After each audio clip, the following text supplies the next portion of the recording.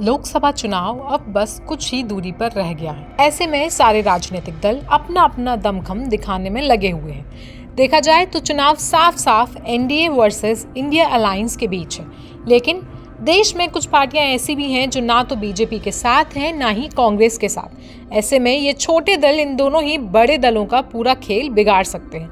बता दें कि 40 दलों के साथ भारतीय जनता पार्टी और 27 दलों के साथ कांग्रेस लोकसभा 2024 के रण को आमने सामने बनाने की लड़ाई में जुटी है, लेकिन 8 राज्यों के 8 छोटे दल ऐसे हैं जो इन दोनों ही पार्टियों का खेल बिगाड़ सकते हैं।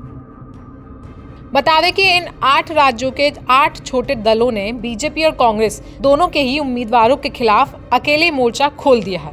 ऐसे में कहा जा रहा है कि अगर ये पार्टियां राज्य में अच्छा परफॉर्म करती हैं तो बीजेपी और कांग्रेस का खेला खराब होना तय है। बता दें कि एनडीए और इंडिया अलायंस दोनों को ही इस बात का डर सता रहा है, इसलिए बीजेपी और कांग्रेस दोनों ही पार्टियां इन दबदबे वाले क्षेत्रों में अलग रणनीति बनाने की तैयारी में लगी हुई हैं। जैसे कि उम्मीदवारों का चयन उस हिसाब से हो रहा है जैसे कि इन सीटों के लिए उम्मीदवारों का चयन इन पार्टियों के वोट बैंक को ध्यान में रखकर किया जा रहा है, जिससे कि कम से कम डैमेज होने की संभावना हो। इसके साथ ही देखा जाए तो बीजेपी और इंडिया अलायंस दोनों के ही बड़े बड़े नेता अपने अपने कैंपेन में इन पार्टियों पर सीधा सीधा हमला नहीं कर रहे हैं। संख्या के लिहाज से देश भर में इन पार्टियों का वोट प्रतिशत भले ही 15% के आसपास हो, लेकिन लोकसभा की करीब 230 सीटें ऐसी हैं जहां इनका दबदबा काफी ज्यादा है और ये चुनाव को त्रिकोणीय बनाने में सक्षम है। बात करें एआईएडीएमके यानी कि अखिल भारतीय अन्ना द्रविड़ मुनेत्र कड़गम, जो कि तमिलनाडु की क्षेत्रीय पार्टी। बता दें कि वर्तमान में ये पार्टी तमिलनाडु विधानसभा की मुख्य विपक्ष पार्टी भी है। तमिलनाडु की 39 और पुडुचेरी की 1 सीट पर इस पार्टी का सीधा सीधा असर है। ये पार्टी पिछले चुनाव में बीजेपी के साथ थी, लेकिन द्रविड़ मुद्दे पर एनडीए का साथ इस साल उन्होंने छोड़ दिया है। बताया जा रहा था कि एआईएडीएमके लोकसभा चुनाव 2024 के लिए बीजेपी के साथ आ सकती है, लेकिन बाद में पार्टी ने अकेले ही लड़ने का फैसला किया। तमिलनाडु में एक तरफ बीजेपी, पीएमके जैसी पार्टियों का गठबंधन है, तो दूसरी ओर डीएमके और कांग्रेस मिलकर चुनाव लड़ रही हैं। हालांकि कहा जा रहा है कि दोनों में किसे बढ़त मिलेगी ये एआईएडीएमके की परफॉर्मेंस पर निर्भर करेगा। इसके बाद आती है वाईएसआर कांग्रेस, जो कि आंध्र प्रदेश की सत्ताधारी पार्टी है। आंध्र प्रदेश की सत्ताधारी पार्टी वाईएसआर कांग्रेस भी इस चुनाव में अकेले लड़ रही है। आंध्र प्रदेश में लोकसभा के साथ साथ विधानसभा चुनाव भी प्रस्तावित है। आंध्र प्रदेश में लोकसभा की कुल 25 सीटें हैं। बता दें कि पिछले चुनाव में वाईएसआर ने एक तरफा जीत दर्ज की थी। हालांकि इस बार पार्टी की राह आसान नहीं है। एक तरफ बीजेपी और टीडीपी का गठजोड़ है, तो दूसरी ओर कांग्रेस भी मजबूती से लड़ रही है। इसके बाद आती है वंचित बहुजन अघाड़ी। भीमराव अंबेडकर के पोते प्रकाश अंबेडकर वंचित बहुजन अघाड़ी पार्टी का संचालन करते हैं। 2019 के लोकसभा चुनाव में अंबेडकर की पार्टी ने 6.92% वोट हासिल किया था। बहुजन अघाड़ी कुछ दिन पहले तक इंडिया गठबंधन में शामिल थी, लेकिन सीटों पर बात नहीं बनने के कारण उन्होंने अकेले चुनाव लड़ने का फैसला किया। ऐसे में बहुजन अघाड़ी पार्टी का महाराष्ट्र पर सीधे सीधे 12 सीटों पर असर पड़ने वाला है। पिछले चुनाव में अकोला सीट पर प्रकाश अंबेडकर दूसरे नंबर पर रहे थे। बता दें कि अंबेडकर के अकेले लड़ने पर कांग्रेस ने निशाना भी साधा था।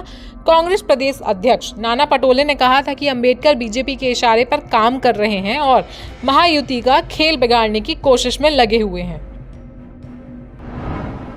इसके बाद नंबर आता है यूपी की बहुजन समाज पार्टी का, जो फिर से ना तो एनडीए के साथ है ना ही इंडिया अलायंस के साथ। मायावती की बहुजन समाज पार्टी उत्तर प्रदेश और मध्य प्रदेश की 84 लोकसभा सीटों पर मजबूत स्थिति में दिखाई दे रही है। बता दें कि मायावती 2019 में सपा के साथ गठबंधन में चुनाव लड़ी थी, लेकिन इस बार दोनों के बीच बातचीत बनती नहीं दिख रही है। ऐसे में देखा जाए तो बीएसपी 70 सीटों का खेल बिगाड़ सकती है।